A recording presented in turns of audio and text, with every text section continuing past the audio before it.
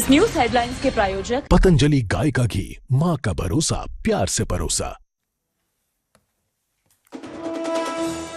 हरियाणा में निकाय चुनाव को लेकर प्रचार तेज। आज पंचकुला में सीएम भरेंगे चुनावी हुंकार, मेयर और पार्षद उम्मीदवारों के लिए करेंगे प्रचार। हरियाणा कांग्रेस का निकाय चुनाव जीतने का दावा। पंचकुला में राव नरेंद्र सिंह और बीके हरप्रसाद ने किया जनसंवाद। कहा जनता बीजेपी को जवाब देने को तैयार। कांग्रेस नेता राहुल गांधी का फिर बीजेपी पर वोट चोरी का इल्जाम। कहा हरियाणा में पूरी सरकार घुसपैठिया है।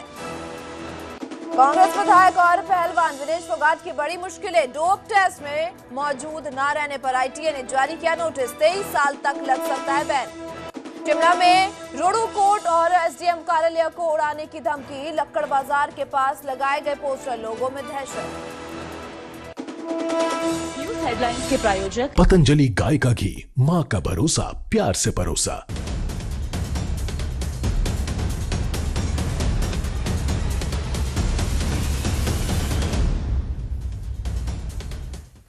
नमस्कार, न्यूज 18 पंजाब हरियाणा हिमाचल देख रहे तमाम दर्शकों का मैं अनामिका हरियाणा हिमाचल प्राइम बुलेटिन में बहुत बहुत स्वागत करती हूँ।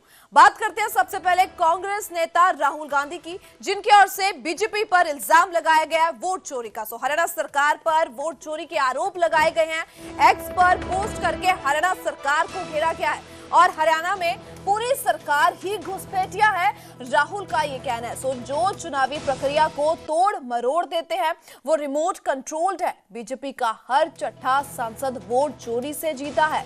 तो ऐसे में आपको बता दें कि राहुल गांधी की ओर से ये बयान दिया गया। राहुल गांधी ये कहते नजर आए कि जो पिछले नतीजे आए हैं, 5 स्टेट्स के जो इलेक्शंस के रिजल्ट सामने आए हैं, जिसमें सबसे बड़ी जीत हालांकि एक तरफ बीजेपी को मिली है वेस्ट बंगाल में, उसके बाद से लगातार ये प्रतिक्रम देखने को मिल रहे हैं। विपक्ष पूरी तरह से निशाने पर जो किया है बीजेपी को लेते हुए नजर आ रहा है और साफ तौर पर राहुल गांधी एक बार फिर से ये बोलते नजर आए कि ये सब वोट चोरी है।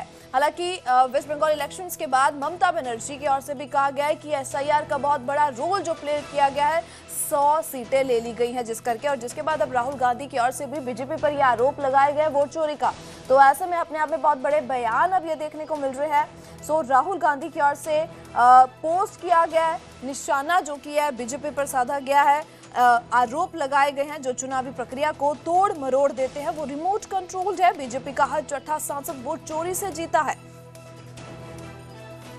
तो राहुल गांधी की ओर से पोस्ट करके ये सियासी शो जो किया गया है, ये आरोप लगाए गए हैं जब इलेक्शंस के नतीजे सामने आते हैं, चुनाव के नतीजे जब सामने आए हैं और उसके बाद से ही लगातार प्रतिक्रम देखने को मिल रहा है। और ऐसे में राहुल गांधी की ओर से साफ तौर पर कहा गया है, हरियाणा सरकार पर भी निशाना साधा गया है।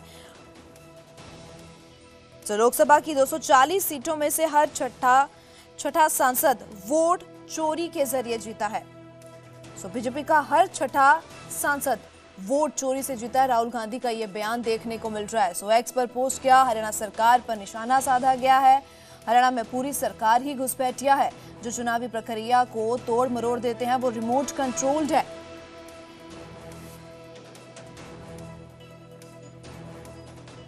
तो एक बार फिर से आपको बता दें कि सोशल मीडिया पे उनकी ओर से ये पोस्ट लिखकर निशाना साधा गया हरियाणा सरकार पे। तो वोट चोरी पर अब सियासी शोर लगातार जारी है। ऐसे में एक तरफ लगातार जहां देखने को मिल रहा है कि मुख्यमंत्री की ओर से, नायब सैनी की ओर से पंजाब की आगामी चुनाव को लेकर पूरी तैयारियां की जा रही है और तमाम मुकम्मल तैयारियां करते हुए नजर आ रहे हैं। इसी बीच विपक्ष और एलओपी राहुल गांधी जो ये बयान देते नजर आ रहे हैं, सरकार पर बोलते नजर आ रहे हैं। हरियाणा की एक्स पर पोस्ट करके कहा है कि पूरी सरकार ही घुसपैठिया है। हरियाणा में बीजेपी की सरकार है, तो जिसको लेकर बोलते नजर आए हैं।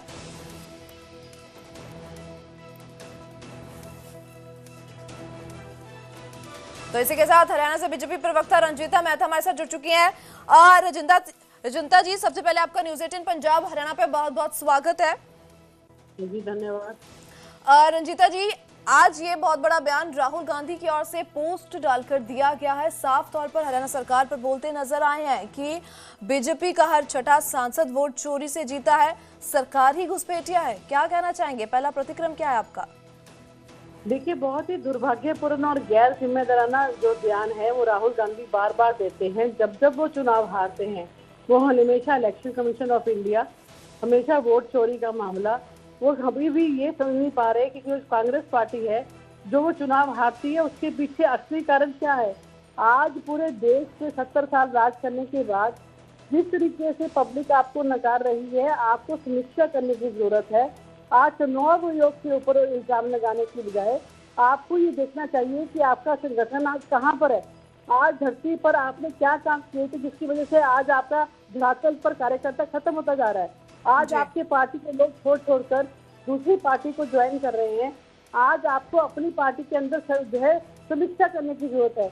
वो कहावत है नाच ना जाने आंगन टेढ़ा। जब जब भी आप हारते हैं, जो करोड़ों मतदाता है लोकतंत्र के इस महत्वपूर्ण जो पर्व है उसमें हिस्सा लेते हैं, आप उनकी ही पारदर्शिता के ऊपर सवाल उठाते हैं।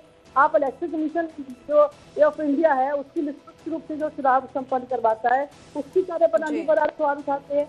आप बार बार वोट चोरी कहते हैं, वोट चोरी नहीं, आपकी कांग्रेस पार्टी चोरी हो चुकी है पूरे हिंदुस्तान। जी बिल्कुल रजिता जी, आपका बहुत बहुत शुक्रिया तमाम हमारे साथ बात करने के लिए, अपना पक्ष रखने के लिए। तो ऐसे में हरियाणा बीजेपी प्रवक्ता हमारे साथ जुड़े थी रजिता, जिनकी ओर से अपना जो ये बयान दिया गया और साफ तौर पर राहुल गांधी की तरफ से जो बात कही गई है, निशाना जो हरियाणा सरकार पर साधा गया है, तो उसे गैर जिम्मेवाराना ठहराते हुए नजर आए हैं। तो साफ तौर पर जो लगातार इलेक्शन रिजल्ट्स के बाद बयान सामने आ रहे हैं, इलेक्शन कमीशन पर भी सवाल खड़े किए जा रहे हैं, तो उसको लेकर बीजेपी का साफ कहना है कि ये गैर जिम्मेदाराना बयान है।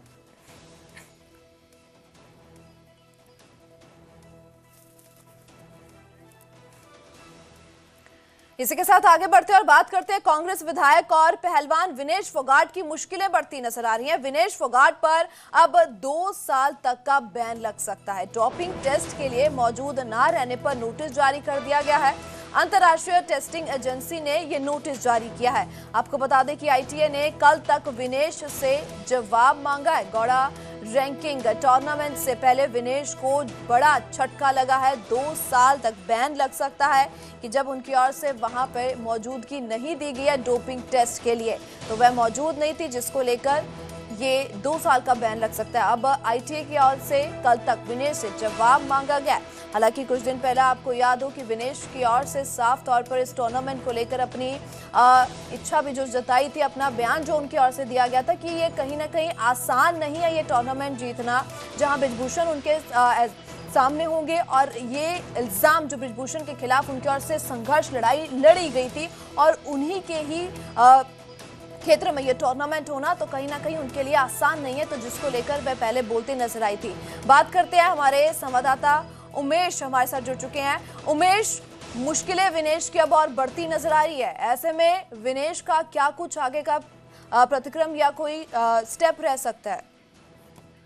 जी देखिए, मुश्किलें जरूर हैं विनेश को जवाब देना है उस नोटिस का, क्योंकि देखिए वर्ल्ड जो एंटी डोपिंग एजेंसी और आईटीए इंटरनेशनल टेस्टिंग एजेंसी, एक देखिए टूर्नामेंट खेलना वो एक अलग चीज है, ये जो डोपिंग एजेंसी का इशू है ये एक अलग चीज है। टूर्नामेंट खेलने में उन्होंने अपना कहा कि गोंडा नहीं जाना चाहती क्योंकि ब्रजभूषण शरण सिंह जो हैं जिनके साथ विवाद है उन पर आरोप लगाए थे, क्योंकि ये मसले दोनों अलग अलग हैं। वो जरूर है कि उन्होंने टूर्नामेंट खेलने पर आपत्ति जताई है क्योंकि उनको शक है, वहां पर उन्होंने कहा था कि वो वहां एक उस माहौल में, तनावपूर्ण माहौल में नहीं खेल सकती क्योंकि गोंडा उनका गृह जिला है, तो वो जरूर उन्होंने स्टेटमेंट दी थी। लेकिन जहां तक इस नोटिस की बात है, ये एक अलग इशू है क्योंकि ये वाडा के नियमों के मुताबिक खिलाड़ियों को अपना वेयरअबाउट्स बताना होता है। उमेश, अब तक कोई प्रतिक्रम विनेश की तरफ से देखा गया हो?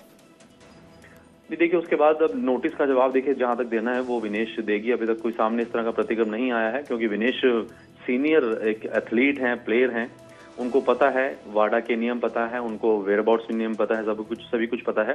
हालांकि इतना जरूर है कि जब पहली बार जब पिछले साल 25 में फरवरी में की बात करें या जब नोटिस आया था पहला, तब क्योंकि वो हरियाणा सेशन जो चल रहा था उसमें बिजी थी तो और उनकी इस अपील को भी काउंट नहीं किया गया था। लेकिन ये जरूर है कि ये जो नोटिस अब आया इसका जवाब विनेश को देना होगा। जी उमेश, आपका बहुत बहुत शुक्रिया तमाम जानकारी के लिए।